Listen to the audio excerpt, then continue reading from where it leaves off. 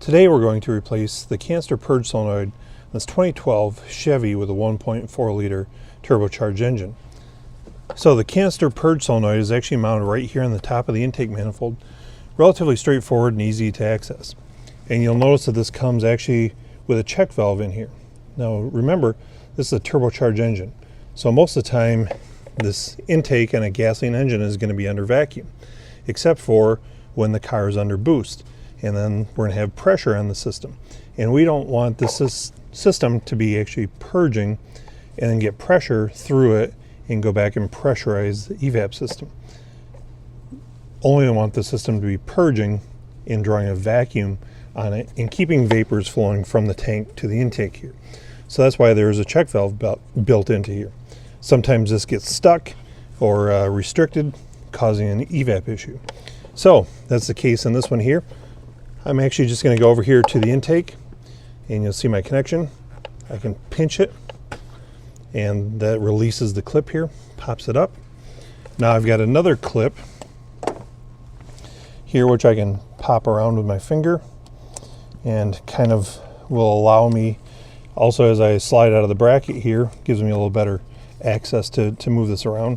And you'll see that the electrical connector is here on the back side. So I can release the electrical connector.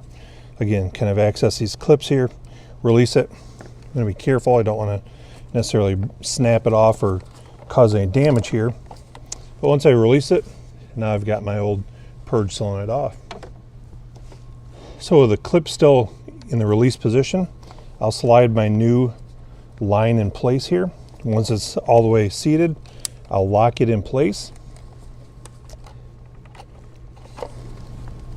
And I just noticed there's part of the rubber from the old valve here. So I'm going to slide that off. I can slide the new one back in the correct mounting bracket here. And we'll kind of, a little bit of a trick, get that lined up here. Slide it in place up until I can make my next connection. Lock that down.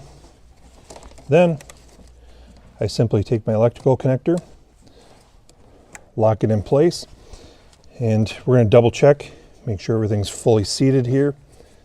But just like that, we've gone ahead and replaced our Canister Purge Solenoid.